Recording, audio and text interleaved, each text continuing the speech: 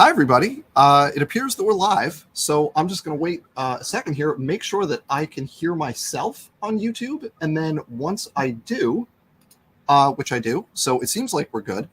If there's any audio issues, if anyone listening or if anyone watching hears or sees any tech issues, can't hear me, can't hear any of the guests, just let me know in the chat, and I'll be keeping an eye on that in case anyone has any issues. So, hi, everybody. Welcome back. Welcome back to Creation Myths. It's been a little while, broadcasting from a new zone now, which is why it's been a little while. There's a little bit of a move of the office space. So we're back, and we have something really fun planned for tonight, I think. We are doing a Creationist AMA. So I've got with me tonight a really fun panel, I think, of some YouTube creationists, and they're going to ask me stuff, and we're going to talk about it. So we've got Jonathan Guzman here, who I neglected to link in the description, but Jonathan, I will get your stuff in the description once we wrap up. Jonathan's a student interested in paleontology and theology. I've got right below me on my screen, we've got Sal Cordova. If you don't know Sal, you should head over to Sal's channel when you get a chance. Evidence and Reasons. Sal Sal, what's your specialty? I always forget. Is it kind of like biochem, molecular bio? Is that kind of your thing? Molecular biophysics. That's the term. I always forget the biophysics part of it. Yeah, it's molecular biophysics, kind of the protein engineering kind of side of things. Yes, and then kind of some obscure stuff, because really most of my background is physics and was physics. I'm kind of a retread in biology, and so that's who I am. I do want to, before I say anything else, on behalf of, I think I could speak for Emory and some others, we really want to thank you for this opportunity. And I've said this before, in a poll of who we'd like to have as our biology teacher, we're unanimous, sir. You versus Cantoven, definitely, that was just hands down, Dr. Dan. Thank you. Yes, thank you, Dr. Dan, for having us. Appreciate that. And then diagonally for me, we have Emory over here. Emory's channel is In His Image, and I want to compliment Emory. I think of everyone here, although Sal, I think you come pretty close. We're putting out content on a regular schedule, which is not a strength of mine. So, Emory, anything you want to say? Plug channel or anything else before we get started? Sure. I mean, I'm always happy to take subscribers, so feel free to hop over to my channel if you want to have a look. I do try to get content out regularly. Try being the operative word. I'm a graduate student in biology, so try is very much the operative word. But I do try. So if you like having semi-regular, if you like having semi-regular content, feel free to hop over. And Emory stuff also. Sal and Emory, I linked below. Guzman, I didn't. I'll get you added. So now the introductions are out of the way. So what we're going to do tonight is an Ask Me Anything. So a lot of times I'll be reading creationist stuff, watching creationists, and they'll be talking about like, what about this thing? How did this thing happen? Can we really explain this? And I think the answer is yes a lot of those times. So I want to just open the floor up for anyone that has questions. Ask them, and we can talk about whatever it is you want to talk about. Any I forget how I described it in the email, but open questions in evolution, questions that creationists tend to bring up in terms of evolution, anything at all. Let's just go for it. And whoever wants to start, just jump right in. Well, I'll go first because I know that if I don't, go for it. Because I know if I don't, we're going to sit here for 3 minutes and nobody's going to say anything. Because that's how it always works, right? So I know in the email, we'll just throw this out there because I know this is what you mentioned in the email: sexual reproduction. Because you mentioned that in the email, so I figure we'll start there and we'll roll from that and see what happens. So, I'm not an expert on sexual reproduction in any way, shape, or form. So don't take me as any kind of expert on this. But from what I understand, this is still at least a somewhat open question. Go ahead, I'll let you play with that. Yeah, I mean, so the way that this often comes up in kind of evolution and creationist discussions is like, well, how do you get sexual reproduction? How do you get the first male and the first female of a species at the same time? Or how do you get, the reproductive organs at the same time that are compatible with each other? or, something like that, right? And the important thing to start with sexual reproduction is that it goes back way earlier than like having like distinct sex. Who'd we lose? We lost Jonathan. Oh no. His internet's not the most stable. He was saying earlier that the internet was spotty, so hopefully he gets back. So the idea with sexual reproduction is that initially you don't have true gametes. We're not talking multicellular organisms with complex reproductive systems. You're just talking recombining your genetic material during reproduction, right? That's kind of the starting point. And we can look at like basically every form of life has some kind of recombination, even if it's not associated directly with reproduction, right? It's like bacteria are constantly doing all kinds of reproduction. Viruses, of course, are constantly recombining and reassorting depending on the type of virus. And the idea is that it's beneficial to have that recombination because you can generate beneficial combinations of alleles faster, and you can weed out harmful alleles more efficiently when you're doing recombination, right? So recombination is basically as old as living things on Earth. And that has to be the starting point, right? And then from there, it's just variation in the cells that are doing the recombining. So like for unicellular organisms, you're just talking variation in cell size. For multicellular organisms, you're talking variation in gamete size, right? Initially, it's, we're not talking egg and sperm. We're just have gametes, and there's going to be variation in the size of those cells just within the population, like there's going to be variation in other traits within that population. And this is where it gets really cool. Once you have that variation, now you're kind of imposing what's called disruptive selection, where the extremes of the distribution are beneficial compared to the middle of the distribution, because you have kind of opposite strategies. At first, you don't have that much variation, so you just have mating types. Think like yeast, right? They're all, there's no male and female, it's just mating types. But you get into some, let's see, I'm trying to think, algae have egg and sperm, where you have big gametes, you have small gametes. All that is you start with a distribution of gamete size, and then the extremes end up most beneficial. If you're really big gamete, you have the most energy, you're most likely to survive. And you can combine with any other gamete, and you're going to have sufficient energy to survive. If you're really small, well, you're kind of out of luck unless you fuse with a big gamete, but you can make a lot of them really fast.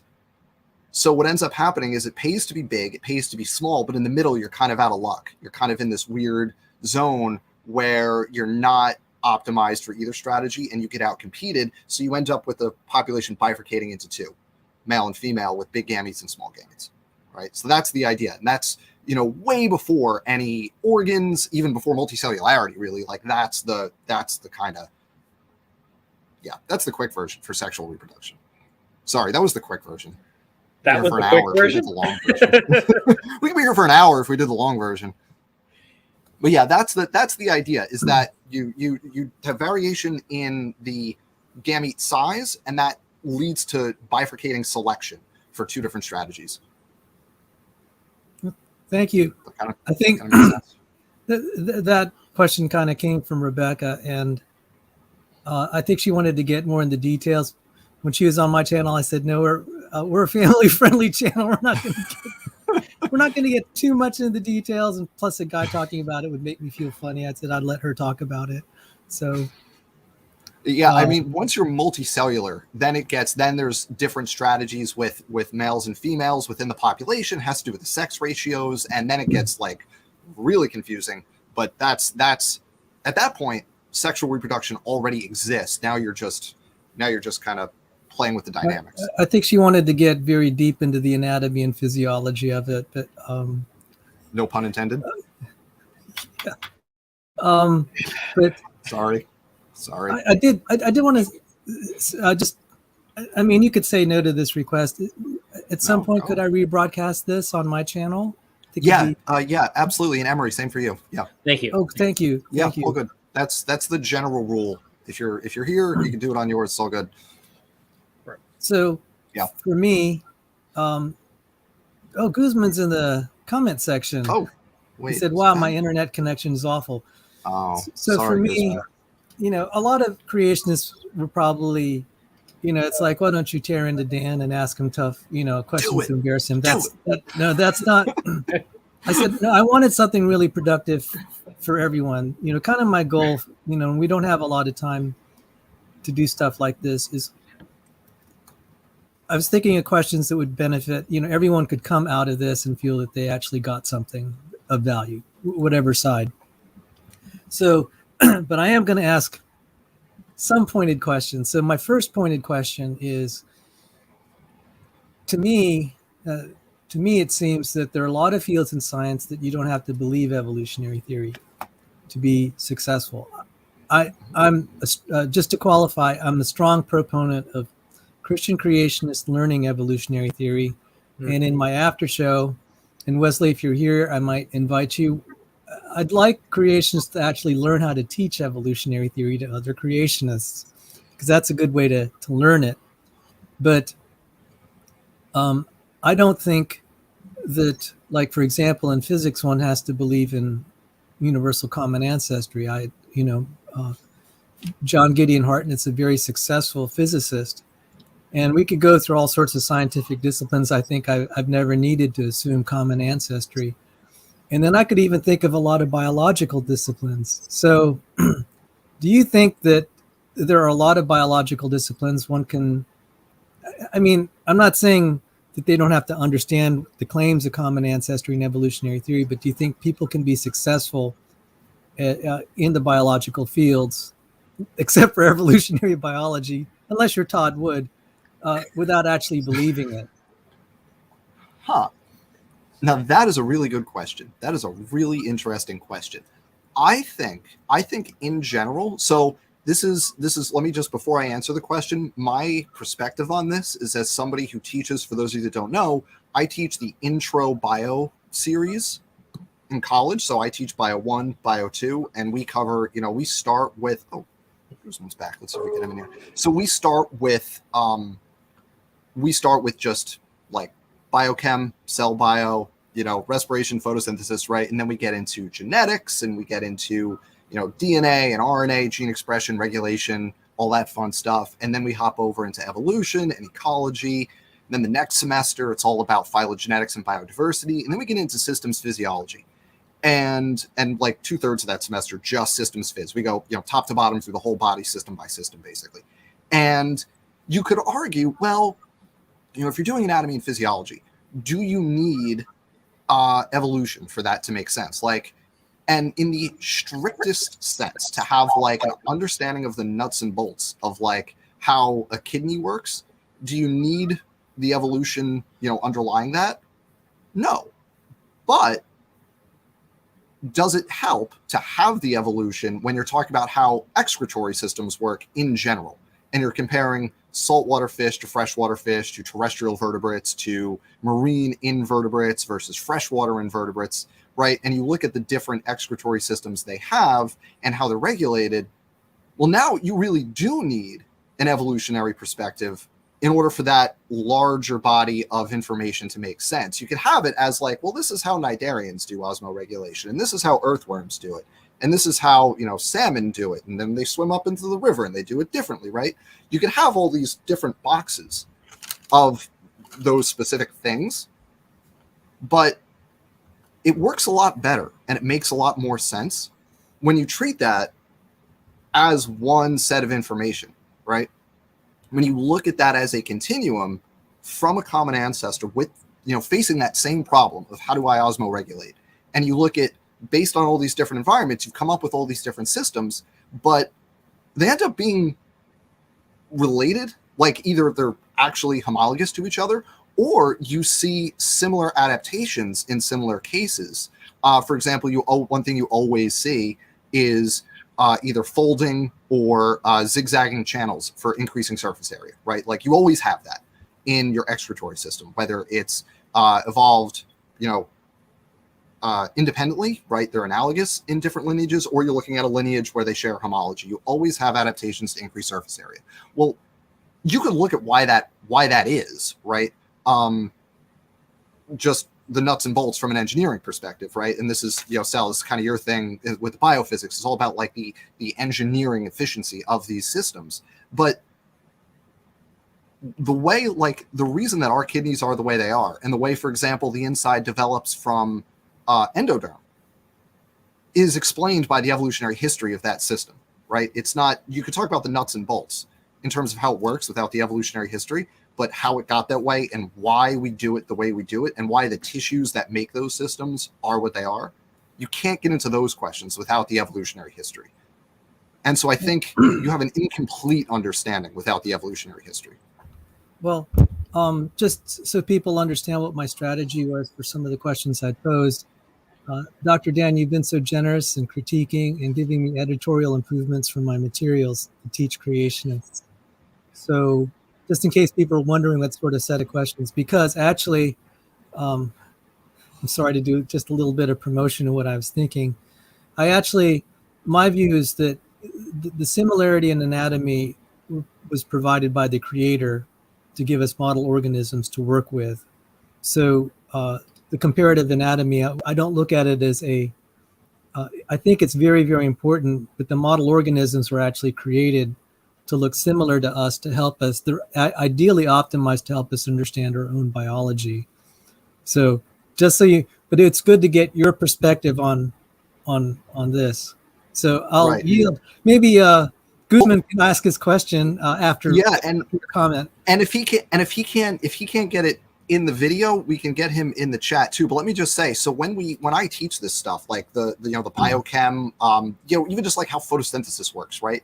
It's in an evolutionary perspective, looking at kind of the evolutionary history of it and how different groups do it and how they're connected to each other, and how, for example, the digestive system and the respiratory system are connected because the lungs are actually like an outpouch of the digestive system. So it's like, well, that's a weird connection that you have fish that have this swim bladder thing, and then terrestrial vertebrates develop embryonically the same thing, but they use it for breathing instead of buoyancy. Like, that's a weird, how did that work, right? So that's the perspective, that it's using that evolutionary history to inform how and why. And I think that'd be valuable, I think, though, that there's some convergences, like with the marsupial and placental mammals, that there might be interesting things to learn because some of the features have evolved independently. So like the evolutionary niches, like have marsupial flying squirrels and marsupial anteaters, these hyper-specific niches that are like 1-to-1 in Australia versus everywhere else. It's so cool. Yeah. So Guzman, do we want to try you got to say something, bro. Quick, unmute yourself. Before you get disconnected. Hey, can you hear me? Yes. You're good. All right, great, because I've been able to hear you guys this whole time. All right, good. All right, hey everybody. Good night. So, Dr. Dan, I don't have too many questions like I told you earlier, but here's one that I did write down in preparation for this. I asked, how do evolutionists deal with now? If it's all right if you don't know the answer, it's kind of a specific question. Very possible. But I wrote, how do evolutionists deal with temporal paradoxes and ghost lineages regarding the history of life when we're talking about the origin of major animal groups like AVLA? There's a lot of temporal paradoxes and ghost lineages within that area. How do we deal with that regarding the evolutionary story of that group? So what do you mean by ghost lineage? That's not a term I'm familiar with.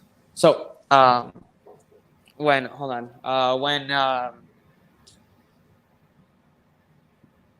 so there's this thing that Fiducia talked about, the grandfather paradox, and it's basically that the supposed ancestor is predated by the descendant. I got you. Yeah, right. Now, I'm not trying to say that evolutionists claim that there's this one taxa that is basically the father of a major animal group, but I am saying is that there does seem to be an issue when you have most of the things that would look to be transitional from one organism to another appearing way after the actual transition took place, especially with AVLA. So Gotcha. my question So would be, how do evolutionists deal with that sort of thing? And then, because there are no really great candidates for the actual transition taking place, you only have supposed transitions after the fact.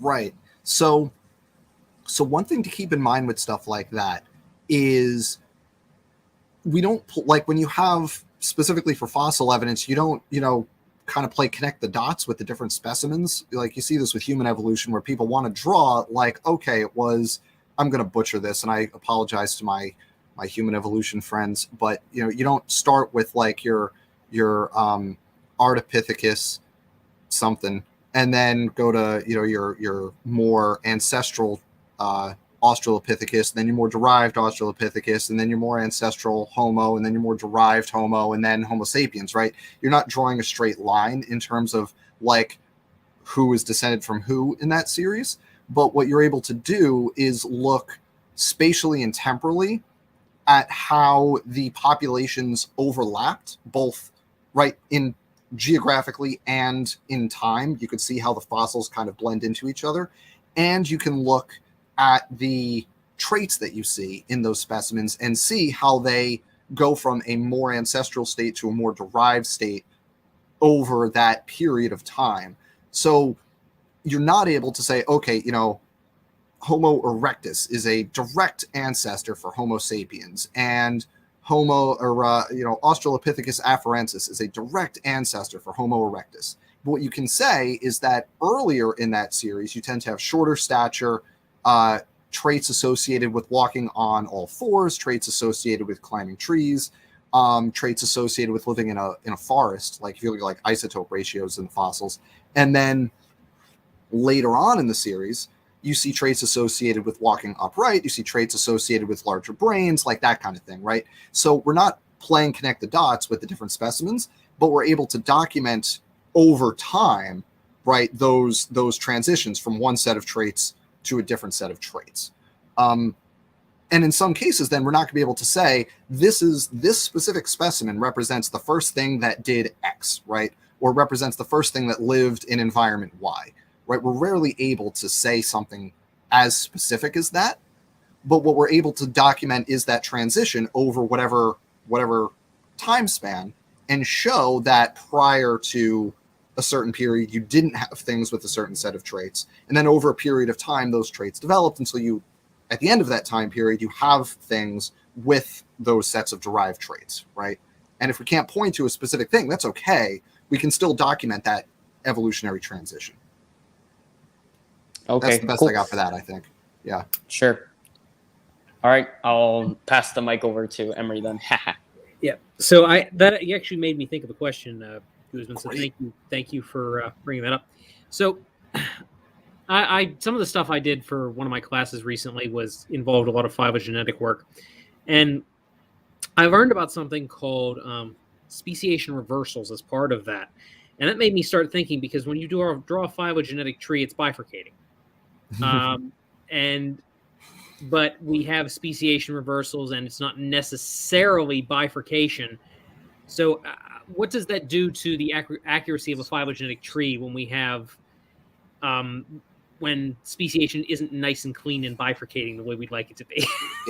It's here's the dirty secret. It's never nice and clean and bifurcating like we'd like it to be, because gene flow there's no switch, right, where it goes, okay, you have a population, and now there's no gene flow, right?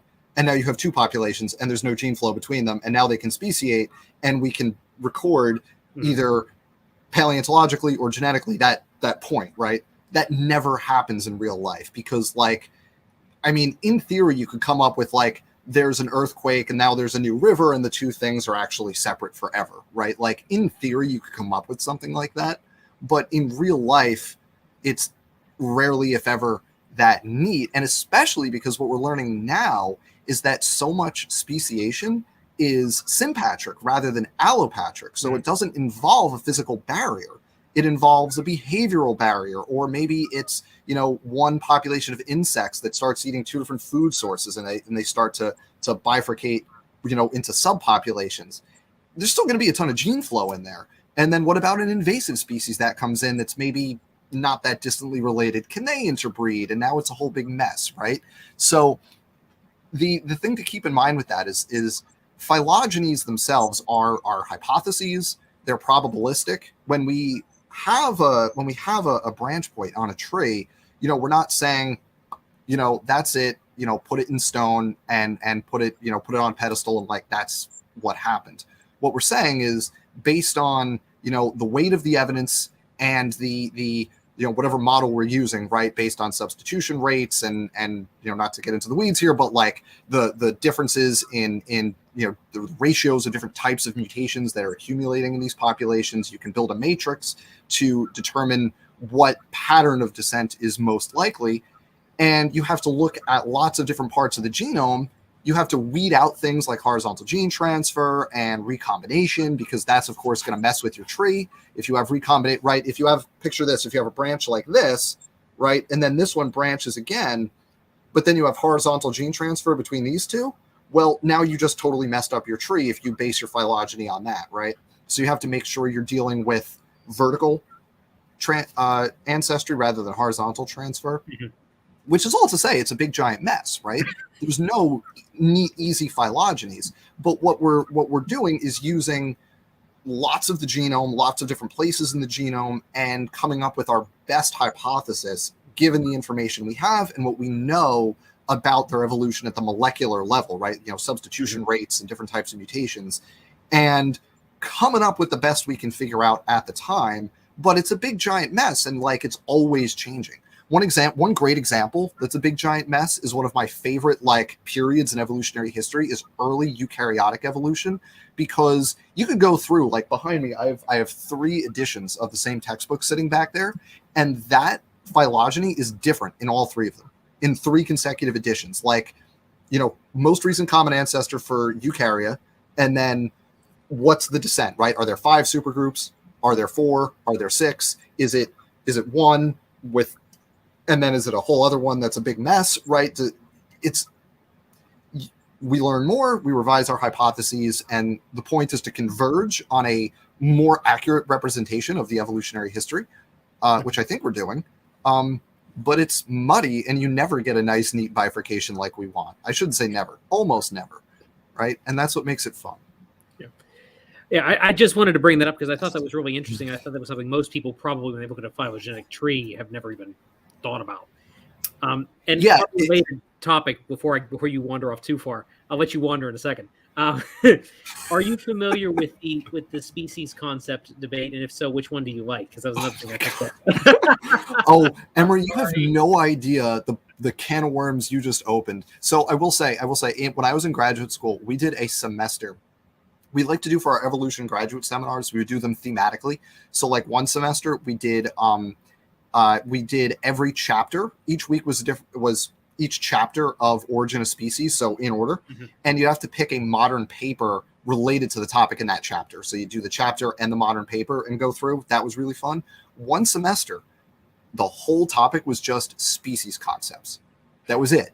And I have never seen more heated arguments between graduate students and faculty, and like at both levels and up and down, than that semester of that graduate evolution seminar. It was chaos. There is no one species concept that works. And here's where I make this argument really fun. I think all species concepts are dumb, and what we should be talking about instead are lineages. I think the whole idea of like superimposing the Linnaean system into the modern cladistic system is dumb, because you're constantly just making subgroups and subgroups and subgroups. So like where a kingdom and a phylum is totally arbitrary. It should be based on genetic distances and time. It shouldn't be based on these arbitrary names that some dude in the 1700s came up with. So the whole way that we classify things, where we're taking the system from the 1700s and we're superimposing it onto an evolutionary system, does not work, and we need to get rid of it. And it's so species concepts overall are counterproductive and make it harder to understand biology rather than easier. Because we could just as easily name lineages without calling it a species or a genus or this or that or whatever. We can name lineages, and we can talk about nested hierarchies within lineages without having to put them into different levels in this hierarchy. Because think about the problem here. Even if you use what I think is a good system for a species concept, right? Use like a cladistics-based system, a phylogenetics-based system. Well, what about 300 years from now or 10,000 years from now when we've got more speciation happening? The things that are species now are going to be the ancestors for whatever's in the future, right? They're going to be something that we should have at maybe the genus or the family or the order level. How does that work? It's a big mess. So I think all species concepts are bad, and that's the hill I'm going to die on in evolutionary biology. So you're approving of the move toward 5.0 code then? I don't know what that is. Okay, so maybe that's something. Maybe I just told you something. That's Takiros and oh goodness, I'm trying to remember. There's another guy on it. There's two fairly well-known people within the evolutionary biology community who are moving away from a rank-based taxonomic system and toward more of something more along the lines of what you're talking about. If it's what it sounds like, then I'm in.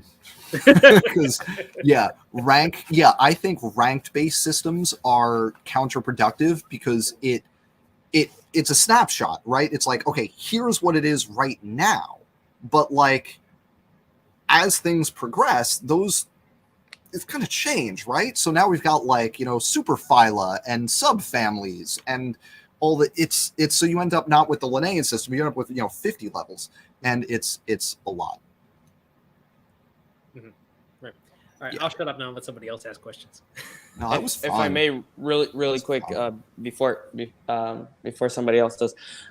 So in regarding phylogenies, this leads me to my next question, Dr. Dan.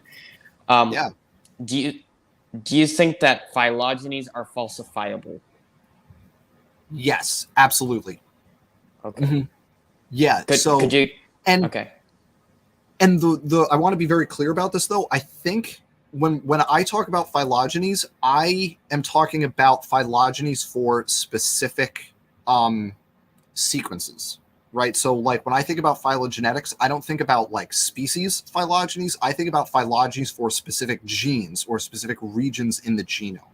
Okay. And those phylogenies represent hypotheses, right? If I am making a hypothesis about the descent of, for example, take hemoglobin, right? Which is a family of genes that, it's the globins, it's myoglobin, it's hemoglobin, there's alpha and beta, and there's lots of variants of each, right? And I have a hypothesis, right? And that's what a phylogeny is. It's a hypothesis about, okay, it was this ancestral thing, and then it split first into myoglobin and then hemoglobin, and then the hemoglobin subsequently split into alpha and beta, and then the alpha's diversified and the beta's diversified, right? But if I go and I look at those sequences, right? Now I have a hypothesis and I maybe have some sequence data to back it up. But now what I need to do is I can't just be like, okay, good, we've solved hemoglobin evolution. Like, that's not how that works. You need more data and you keep checking that.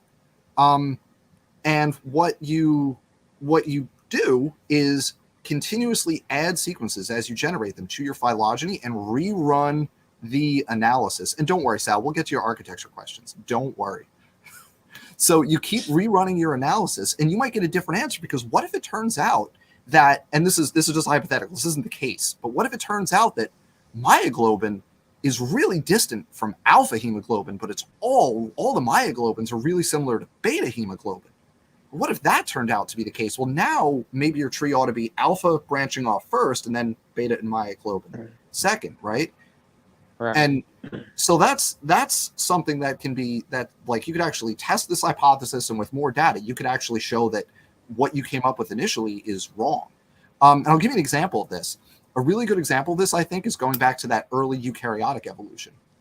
This is where we have these ideas about supergroups, right? So something between domain, right? You've got the common ancestor for domain eukarya, and then you've got lots of kingdoms in there. Right in between that, you've got supergroups. And like, how many supergroups should there be? Should there be 4, 5, 6? Well, for a long time, certain groups that were photosynthetic were all grouped together, figuring, okay, you've got photosynthesis and then diversified in there, right? The red algae, the green algae, the golden algae, the brown algae, those were all put together. And this was pre-genomics, right? This is based on morphology. You put all those different phylogenetic things. There's a lot of colonialism, a lot of different types of multicellularity. They all make their living in very similar ways. So it makes sense. Say, okay, phylogenetically, we're going to put those together in this group. We're going to name for it. That's the group. But then you start looking genetically at it. And, that phylogeny, based on the morphology of those cells, leads to specific predictions, right?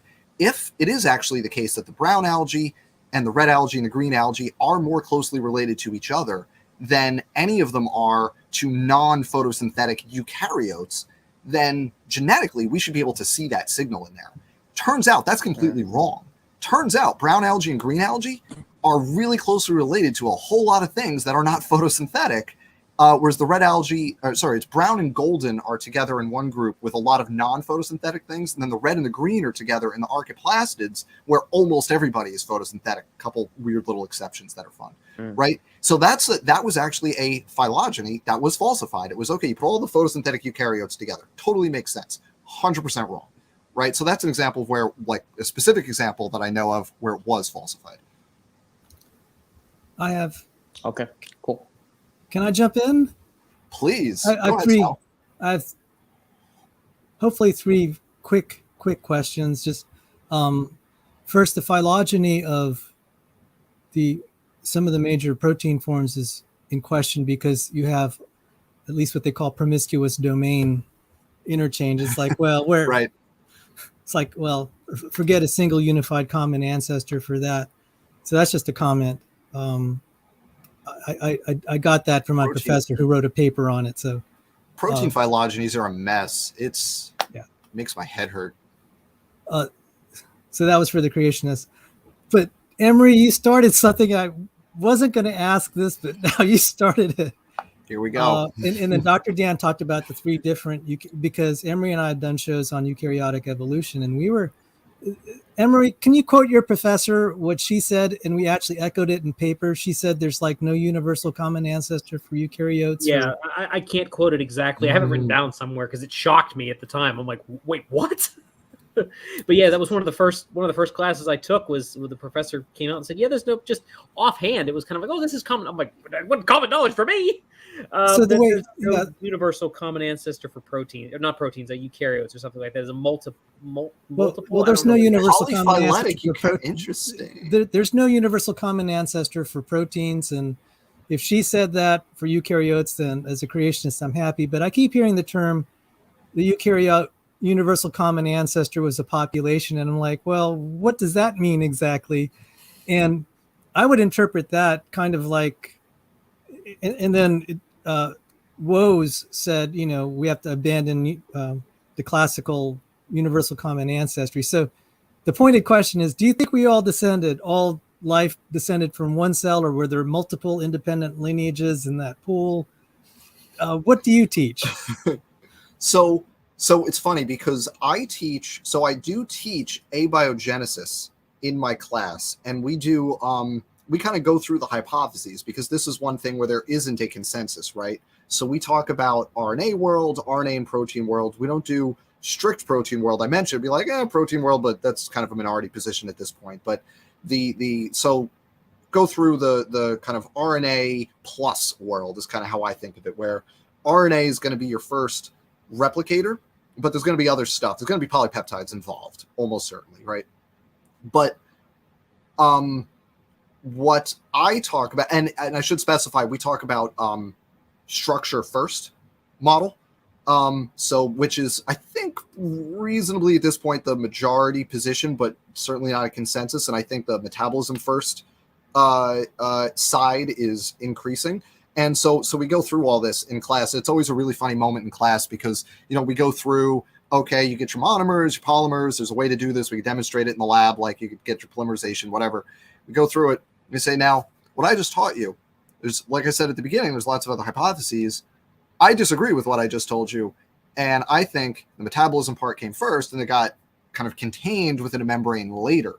And I spend just like 2 minutes just on that at the end. It's not something the students are required to know, but I like, when I can, showing to my students that, like, yeah, there's often not answers. And not only are there not answers, but there's often not a consensus. And like, people disagree about what ultimately the correct answer is going to be here. So I love that part of class. And but in terms of the first cell, first population, whatever, what I teach is this monomers, polymers, protocells, replication, go from there. Very kind of standard, pretty bare bones RNA plus world. But what I think is actually the case is a metabolism first kind of metacycle system where you've got RNA and proteins kind of going back and forth, basically, or helping each other replicate in some way. And different parts of that system get compartmentalized, and that's how you get cells and different types of viruses. And because viruses are polyphyletic, there's lots of origins for viruses. That's also how you get plasmids and viroids and stuff like that. These other replicating systems, transposons. It's just which part of these replicative cycles got kind of compartmentalized. This is 4-ish billion years ago, and so it's not one single cell. It is one population. And if it wasn't, it's very possible, I think, that there were multiple independent origins, but ultimately only one of those origins won, because we all, cells, viruses, everybody all shares the same basic genetic system, right down to the same bases, right? A, T, C, G, and U. And there's no reason that has to be the case. So just to clarify, so you believe there is a LUCA then? Is that the correct term? A LUCA? I think there, last universal common ancestor, but LUCA would have been a population of replicating molecules that became prokaryotic cells and viruses and other things out of those molecules. So like, viruses and cells mostly don't share a common ancestor. Some viruses probably do, but most don't, right? I'm sorry, I'm having a hard time wrapping around a LUCA coming from a population. Was that meaning he came from a population because the others were eliminated, or because you just said the other? So I think I'm trying to think of how, like, you could have in like the genetic system that we all have. Like, there's no reason that has to be the only genetic system. We could come up with another set of 4 nucleotides that work approximately the same way. That's not A, T, C, and G, right? We could, like, in theory, such a thing could exist. We can come up with chemicals that would also work. And I think, and this is my opinion. I don't have like evidence for this, but this is my opinion, is that 4 billion years ago, it could have been the case that there were other populations that utilized other genetic systems, but they got outcompeted, and we're all descended from the population that ultimately won that competition. Thank you. I'll save my next question for the next round. I got no evidence. I don't have evidence for that, but I think it's theoretically possible. Thank you. I'll yield to the other guys. I'll save my third question for the next round. Yeah, I don't know who are Emory. I think it's been a few. Is it Emory or Jonathan? I don't know who's next. Jonathan. Jonathan's up. Jonathan. He's still with us. You're Hello. All right, cool. My next question also is about phylogenies. There's another one about phylogenies. I was reading this paper the other day by Xu et al., XU et al., 2011, describing a new species of dinosaur. Again, 2011, so not that new. But anyway, they say something regarding homoplasy and phylogenies, and why homoplasy makes it difficult to recover robust phylogenies. So here's my question. It is a known problem that homoplasy in the fossil record prevents paleontologists and biologists from creating robust phylogenies. How do evolutionary biologists and paleontologists interested in the history of life on Earth deal with the possibility of that homoplasy may be messing up their phylogenies? And I think you kind of already answered this when we were talking about if phylogenies are falsifiable. Yeah, I mean, you just have to get more data, and more, in particular, molecular data, right? Because with fossils, you only have so many points of comparison. With genomes, you Right. have way more points for comparison, so you can get a much more robust set. And this works for, whether you're talking about dinosaurs or, human evolution, early, Cambrian explosion, like whatever. Eukaryotic evolution is a great example of this, where you compare across lots of different things and you Right. kind of build a consensus tree out of that, keeping in mind that different gene sequences are going to have different lineages, right? One thing we don't expect is if you compare 100 different parts of the genome, you don't expect to get the same tree 100 different times. You're going to get similar trees, probably, but they're going to vary, like by some generally predictable amount. And that's actually going back to the falsification question. Interesting. Like that's part of that too. You can predict the amount of discordance you expect to see when you compare different parts of the genome for a group of different, diversity that you've documented. And if it's off, if you don't get the same level of discordance across different parts of the genome, then that's a picture that like maybe something weird is going on here, and the phylogeny that you think is the case isn't actually the case. And the explanations for that could be convergence, it could be horizontal gene transfer, it could be endosymbiosis, which leads to lots of transfer from the endosymbiont into the nuclear genome, and that can happen iteratively.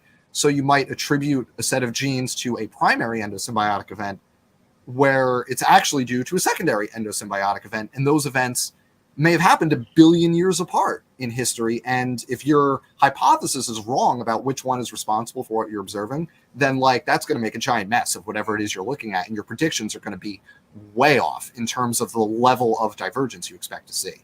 Does that make sense?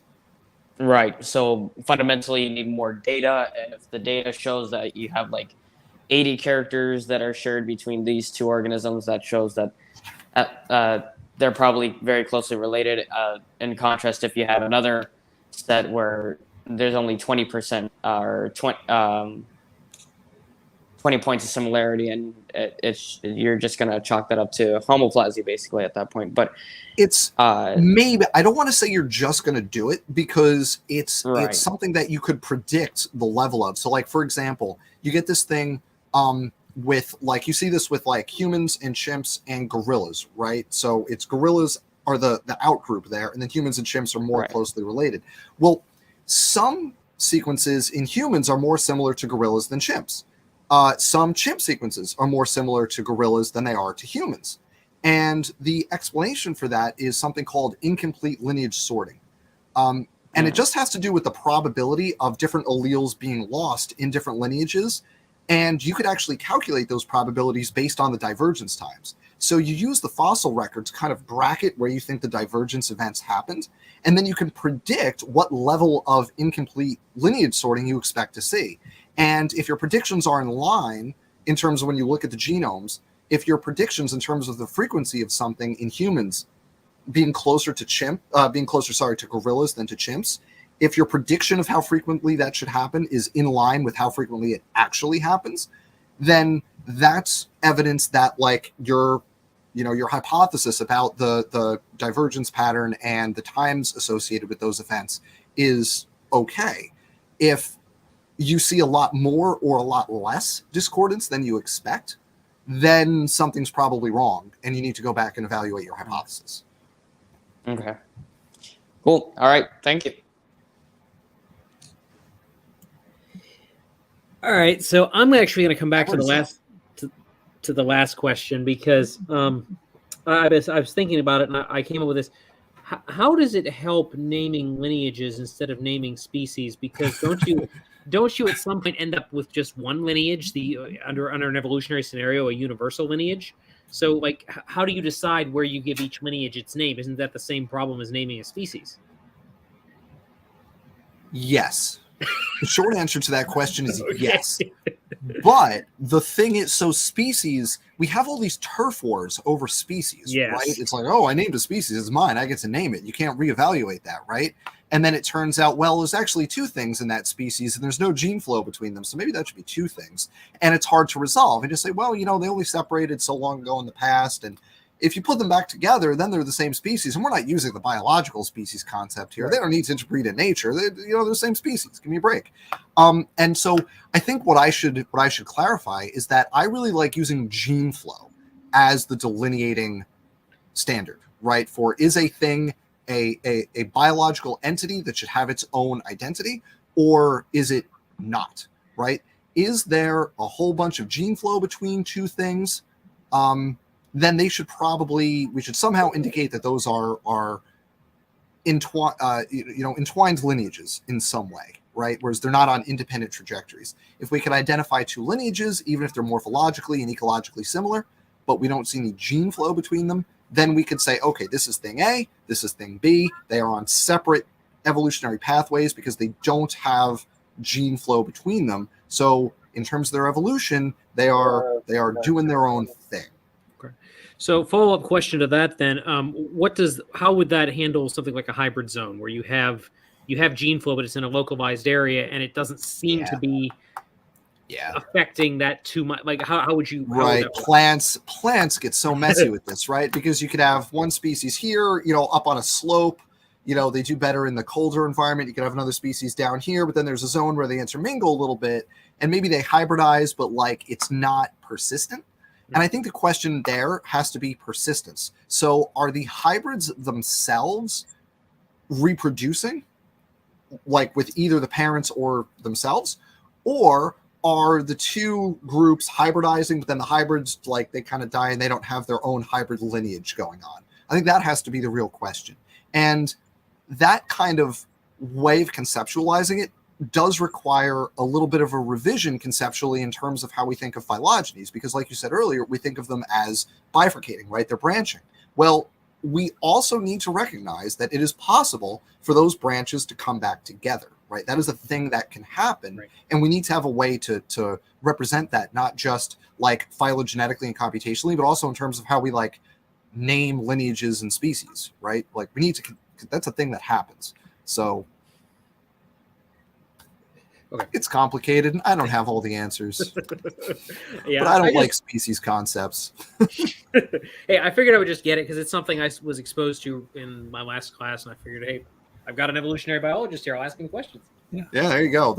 I have some unorthodox views about some of this stuff though, like the abiogenesis stuff with like the chemical metacycles, they get compartmentalized. That's a little bit weird.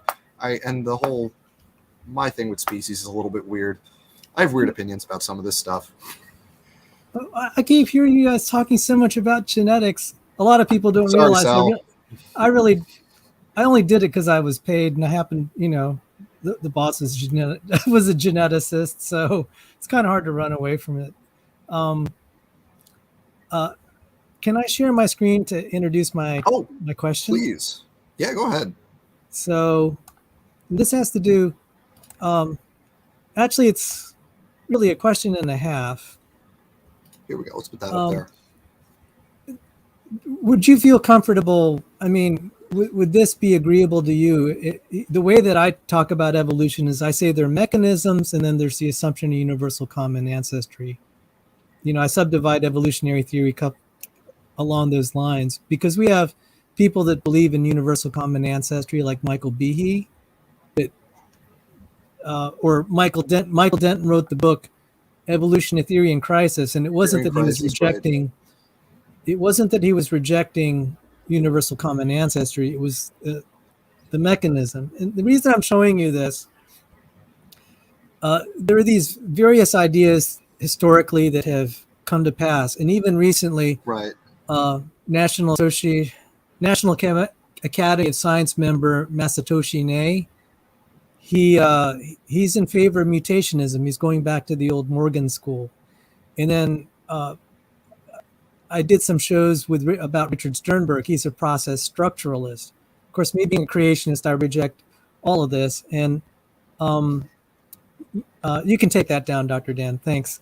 Oh, sure. If you just so that's just all to show kind of historically, and even there's some few people that respected guys that hold to some of these historical views still. And I think, correct me if I'm wrong, it seems the sentiment is still very Darwinian. But then I've heard this thing of the third way of evolution.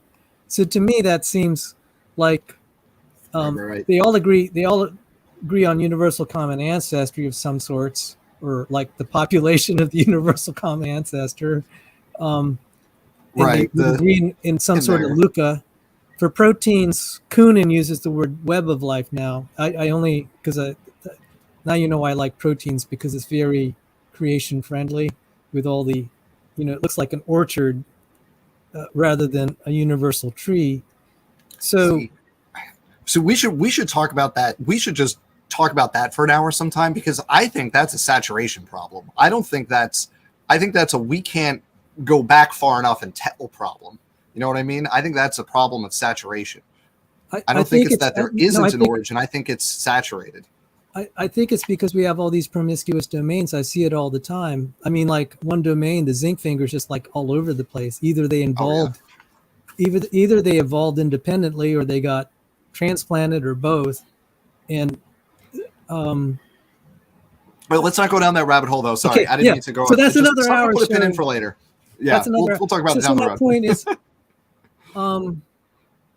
they keep saying Sal doesn't understand evolution, how it works, and I'm just like, given the fact we had the third way of evolution, and there's disagreement. You have Ney that rejects Darwinism in favor of the old school of mutationism. And then we have Sternberg, who's kind of off on his own on process structuralism. But then we have Dennis Noble and his gang of third way. It's like, well, to me, this seems like no one understands how it works. We don't have a unified theory. So what are your thoughts about that? If I said that we don't, we don't have so it's we don't have a unified theory of evolution. Go. Yeah. So I think there are a set of processes that in general everybody would agree on. I think if you were to put every evolutionary biologist in a room, well, I shouldn't say that, because I've been in a room with a lot of evolutionary biologists. We disagree about everything. But I think if you were to put most evolutionary biologists in a room, I think you could agree on a set of processes that are largely responsible for evolutionary processes and evolutionary outcomes. Mutations, you could argue about the scale, but like mutations and genetic variation, that's a thing. Natural selection, that's a thing that happens. Genetic drift, everyone's kind of on board with genetic drift at this point. In the 50s and 60s, really in the 60s, people were like, hey, this genetic drift thing. And then by the 80s, we were pretty okay with that. And to give you an example, Sal, that a couple of years ago, there was a really interesting paper. I forget all the authors on it, but I know Andy Kern was one of the authors on it. And I only remember that because, fun fact, he was on my dissertation committee. And so that's why I remember he was an author on that paper about how basically the neutralists have gone too far, and we have gotten away from natural selection actually is really important. And then there was a big response to that. And then the response from the original authors to the response to their no, selection really matters. Basically, everyone agreed on 90% of what everyone was saying, and it was just futzing around the edges where they were disagreeing about some very specific things. And I think that's largely the case. Now, in the third way is a really interesting kind of group, because it really runs a big spectrum. You've got people that are basically saying, look, there are these new mechanisms that are not being considered enough, right? Stuff like niche construction, stuff like what you hear called natural genetic engineering, where basically having feedback, where you've got the environment imposing selection, you've got genetic factors, but then you also have organisms that are feeding back the other direction, either through mechanisms that mess with their DNA, and there are different versions that people propose for this, or by changing the environment directly. A really intuitive example of niche construction for people who aren't familiar with it is a beaver dam, right? The beavers change the environment, completely change the local ecology, and now you're changing the selective pressures, and you're changing what organisms can live in that area and what traits are beneficial in that area, right? So you have to consider that feedback loop when you're looking at how evolution is driving things. You also have to look at, how are the organisms driving the selective pressures? How are they changing the environment?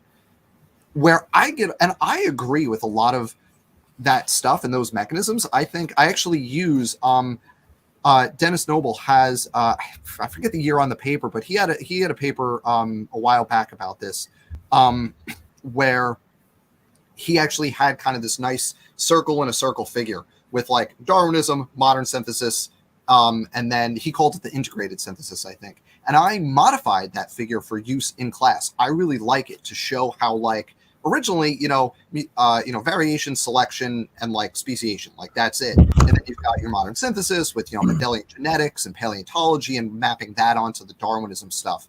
But then now we've got so many more things that were not part of the modern synthesis, everything from like neutral theory and epigenetics up to some of these much newer things like niche construction and I don't really like the term natural genetic engineering, but that kind of thing where the organism can, for example, modulate its intrinsic mutation rate in response to environmental pressures. Be like, oops, things are bad, time to mutate more. Maybe I'll find a better variant that's more fit in this environment. Where I get off the third way train is it gets a little bit wooey on the fringe a little bit. So you get into places where with the natural genetic engineering, where it's not just we're going to generate more variants to find something that works. It's we're going to make this specific protein mutate in a specific way, right? And that's where I think they get out over their skis, and there's not evidence for that. And then even beyond that, you get into ideas like cellular intelligence. You get some proponents there where it almost kind of veers into intelligent design, but it's the cells as the intelligent agents rather than some supernatural intelligent agent that's guiding it. That's where I think they get out over their skis, and they don't have evidence for any of that. Any of the purpose-driven stuff, I think, is where they don't have evidence for. But within the, there's, like I said at the beginning of this, which I know I've been rambling here, there's a broad set of processes that I think 90 to 99% of evolutionary biologists would agree on, that operate, and the disagreements are the relative importance, not whether they're happening and how they work. Does that sound fair? Yes, and it just occurred to me as I mentioned Ney, one of this, and it's actually a straightforward deduction in my opinion, is that when Kimura came out and said that most evolution must be neutral at the molecular level, and because I studied population genetics, I could just see that, it's just like how many it's just really hard to select for everything, right? And so people, for a while Kimura said, well, at one level it's molecular, but kind of at the morphological level you can have selection. But then Ney just kind of extended that, and I'm kind of sympathetic, obviously, to the idea that selection can't be a really good. I mean, they're limited resources, because how I feel about the whole encode thing, because that's kind of where that neutral theory was kind of. So we got to talk about that again too, because we talked about that already. Yeah. But we got to talk about that more. Yeah. So really, rather than argue, I really did appreciate your answer. So thank you. Thanks. Should we? How are we feeling, everybody? We've been going for a little over an hour. Should we call it good, or do we want to do one more round? Sal, I know you're doing a show after this at some point, so I don't want to keep you too long. But whatever everyone's comfortable with, I'm good. I don't have any more questions. I asked. I mean, I could probably generate more questions, but I didn't have a list coming in. I had way too many commitments to even write one. So I've been going off the top of my head, and everybody else has been giving me ideas. But I can keep going if you guys want to, but I can also stop. I'm fine. I think we could do this again. What do you think? I would love to. We'll do this again. This is fun. We'll get some more people in here too. This is good. So are you in the middle of a semester? I start next week. When do I start? What's the date? It's the 11th. I start in it's Tuesday, right? So officially my first day of class is next Tuesday. Yeah, 1 week from today. That's where I start. So that's why you had a little bit of time for us. So right, I hit that Goldilocks zone where I finished rearranging my things. Semester hasn't started yet. I could do a week of stuff, and then semester starts. So we'll get in here. Well, I have one quick question. Oh yeah, go ahead. Would OpenStax be a good starting point to their evolution sections to teach evolutionary biology to creationists? Would you feel okay with that? Because I know you teach. Do you still teach from OpenStax? So I don't want to say I teach from it, but we say this is the textbook that, like, as a resource that we recommend. Because I'm a giant proponent of the idea that the textbook industry is a giant scam, especially with like limited time online access codes. I confer. It's textbooks are a giant scam. Don't buy textbooks, and when you have your own classes, don't make people buy textbooks. Either do no textbook, which is my favorite way of doing it, or write the book and give it to them, or use an open source book. But don't make them buy textbooks. That's mean. Textbooks are a scam. They're paying enough to be there. Don't textbooks. So that got them off my soapbox. I like the OpenStax kind of the general biology text. It's not. Some of the figures are a little, and I've drawn my own rather than use the ones from the book. But in general, I think it's a good resource. There's nothing in there that I've had a problem with. I did have to, once again, revise my eukaryotic phylogeny when we switched from the Pearson book to the OpenStax book because they're different. And then I just said the heck with it. And now there's a paper. I just pick a review each year and just kind of see what the most recent review is. And that's what I go with for that semester because it's just I can't keep track with. But I think in general, I think the OpenStax is good. I think for evolution books, there's a lot of really good ones where you could also I'm okay with recommending like old versions of books. If you're up to the 4th edition, recommend the 2nd edition because most of the stuff is going to be the same, and make it not mandatory, or make a copy available in your office that people can come and look at. That's another approach that I like. I like the Zimmer and Emlyn evolution book is really good. I like a lot of the figures in that book. That one's good too. So yeah, yes, in general, yeah, I like OpenStax. All right, so Emory, do you have anything coming up that you want people to know about? Honestly, I'm recording a bunch of videos tomorrow. At least that's the plan. So videos will be coming. Grad school starts on the 24th, so I'm trying to crank out stuff before I go back so that I have stuff in advance. I can, if I have a week where I'm dying this week, I don't have to record anything. Yeah, yeah. But yeah, so there is stuff. There's stuff coming. I've got a bunch of projects. I don't know when they'll be done, but I have them. They're coming. So I know that feeling. That's my schedule. Yeah. So. Sal, you have anything on the horizon? I know you have. Yes. So first, you have an after show at some point this evening. Right, I have an after show at around 10:30. So yeah, we're gonna continue. You're welcome. Everyone here is welcome on this panel is welcome to come. I don't allow everyone in, so just not to. We've had been bombed. Yeah, we've been bombed. So I feel so sorry for Dessel Drace. So if we bail, me, Guzman, and Emory, maybe you could have him on and let him do his imitation creationism because he's been dying to ask you questions. So I'll do another one where we can have more people. Yeah. So have it with evolutionists pretending to be creationists. He said he'd give his life to Jesus for 15 minutes just to talk to you. Just to needle me with the most fun questions he could come up with. Yeah, so I'll have an after show, but coming up, I was on Steve McRae's Steve McRae and Victoria Cheshire Vic's non sequitur show, and it came up. He said, "I really want to hear about your theories about proteins and why you don't believe in evolutionary theory, because mine is protein based." So that's an upcoming show that I really need to work with, and that might be an upcoming. It's not scheduled. So that's probably going to be the next project. I'm going to try to get it out this week. And we'll also be releasing videos that I did with Rebecca. We pre-recorded. They will air on her channel first and then on mine. So because I was iced in for a week, my little Honda Civic just is not as good as some of these SUVs, and I'm not going to drive around. So it was nice to be home. I've generated a lot of videos after the ice clears. You probably won't see me for a while. So but thank you, and thanks, Dr. Dan, again, a sincere thanks for working with me over the last year and a half. Yeah, it's been enjoyable for me too. And Jonathan, anything on your end? Sure. Just wanted to say that same with me. I'll be trying to record as many videos as I can this month. I made a goal to upload at least 3 videos in the month of January. I uploaded one, I think, yesterday about dinosaurs and birds. Why are they so similar? And so that was a fun video to record. I'll be filming some other videos and whatnot. Yeah, that's pretty much all that'll be going on.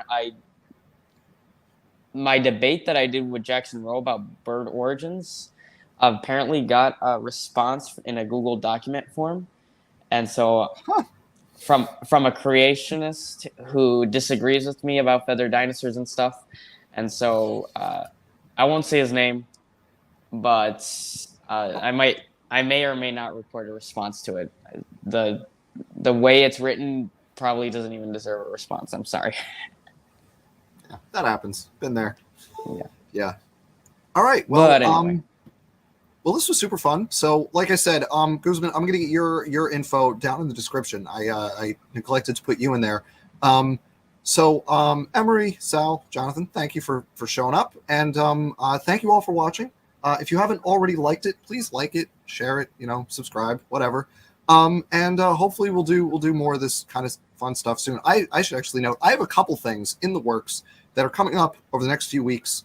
I haven't hammered down dates for all of them, but I will, and it's going to be fun, and I think people will enjoy it. And I'll leave it at that because my schedule is sporadic, so we'll see what we do and when. All right, thanks everybody. Have a great night. Stay warm. And one more note: it's wild out there. If you haven't gotten vaccinated, if you haven't gotten boosted, go do that, because you should totally do that. It is nuts out there right now, so be careful. All right, thanks everybody.